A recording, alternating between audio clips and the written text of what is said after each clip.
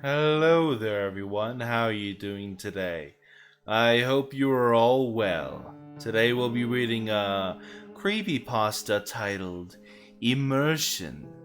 I hope you all enjoy. Now, without further ado, let's get started. Julius Productions. Sit down, get comfy, and await your horror. Just this afternoon, I was perusing /x/ looking for a creepypasta thread when I found a certain ritual. It was a ritual that anyone could do, and the poster claimed that it could make any horror game experience much more immersive. I honestly thought it was a troll pasta at first, since the ritual itself sounded like it was written with a list of creepypasta cliches and a random number generator. Since I don't believe in the supernatural, I saw no harm in trying it, I thought out to myself.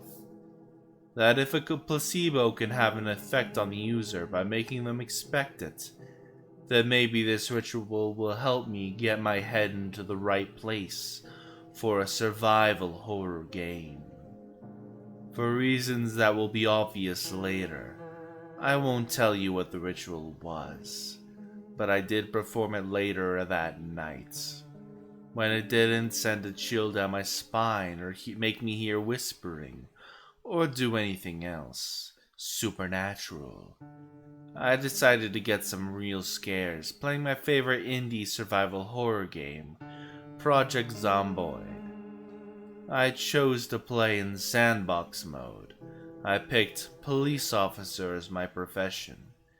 Then I took prone to illness and hearty appetite. Those negative traits gave me enough points to take the positive trait, strong. As the game's map and items loaded behind the scenes, I didn't think of the opening text. These are the end times.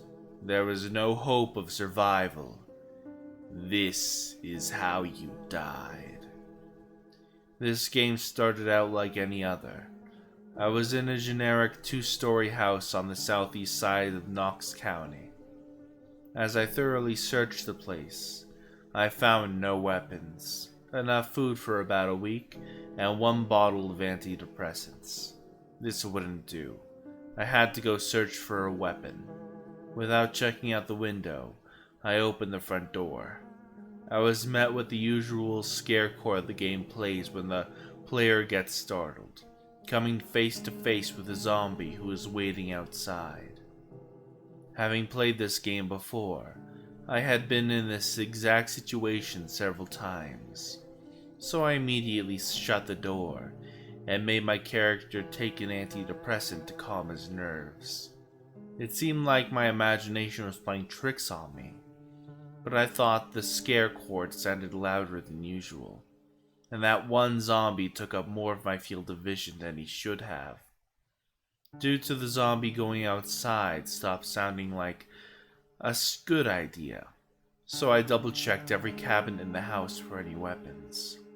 As my avatar became drowsy, I still couldn't find so much as a hammer, so I went upstairs and went to sleep, hoping that the zombie would lose interest and go away.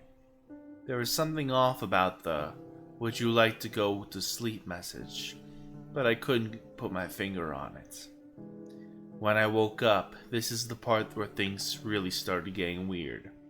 Due to my hearty appetite trait, I woke up hungry. My character would have to wait since I just realized how hungry I was in real life. I was hoping to pause the game and get a snack, but that's when I noticed what had been slightly strange when I tried to go to sleep. The game refused to pause. The pause button didn't show up on the HUD. The game didn't pause when I was getting ready to go to sleep, the way it usually does, and clicking on where the button should be did nothing. At this point, things were getting too weird. There was the ritual I performed, then the zombie jump scare was actually frightening. Then I got hungry in real life when my avatar got hungry, and now the game refuses to pause. As unsettling as these things are, there are reasonable explanations for each of them. The ritual had a placebo effect, which made me think the jump scare was worse than it really was. I was hungry all along, but didn't notice until the game mentioned food. And now the game won't pause, but then it's in pre-alpha, so there are bound to be bugs. I was getting tired and letting my mind play tricks on me. All I need to do is turn the game off and go to sleep. But as I placed the mouse over the X, I wondered, if my worst case scenario is true and I have to share a fate with my character, then what happens if I turn the game off? By this point I was shaking, so I minimized Project Zomboid and started writing this document to calm myself down. It only helped a little. After the first few paragraphs, I noticed something that had been nagging at the back of my mind the whole time.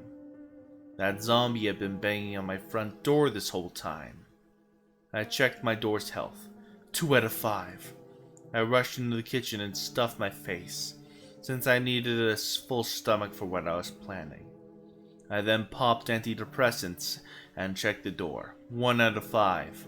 I had been in this situation and survived before. I knew what to do. The door broke down as 3 zombies stumbled into the house. I hugged one wall, trying to get them far to one side of the hall, and then used the open space on the other side of the hall to dart out the front side. On the sidewalk, I became panicked again as I saw about 10 more of them to my right. They hadn't noticed me, but I wasn't going to wait for that. I rushed to the left. I ran all the way to the end of the block, looking for any place where I could hide. All the doors on all the houses were locked, as if the random number generator was toying with me.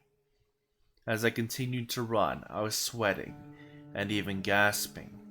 Zombies dotted the streets, reaching out to me as I charged through the sparsest street of the crowds. My legs began to cramp as my character slowed down and was out of breath. I think I started to smell something horrible, like a mix of decay and blood, as I gave the game all of my attention. I really needed to stand up. Sitting in this tense position was causing me to get sore. As I passed one zombie, I was forced to take my hand off the mouse, and a sting of pain shot up from my hand. I didn't realize how hard I had been holding the mouse.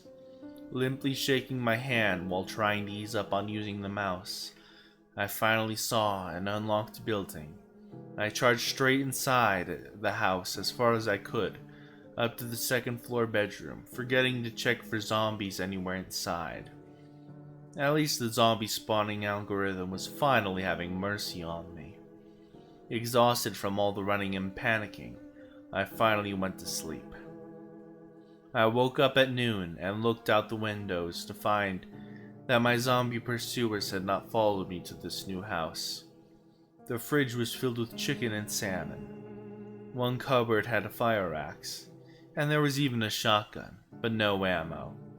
I was finally starting to get back into the swing of this game, and safe enough to continue writing this.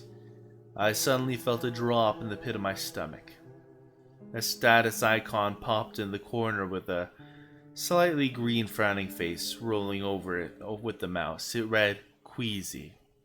Reluctantly, I opened my health screen. The right hand on my outline was dimly flashing red. I scrolled over it and it said, "Right hand, scratched." I'm still a skeptic, mind you. Everything that has been happening to me had a reasonable explanation. Skeptic or mystic, it won't be long now until I find out whether I'm right or whether or not I'm wrong. Goodbye. I hope you enjoyed. Please like and subscribe, it helps the channel a lot. See you next time.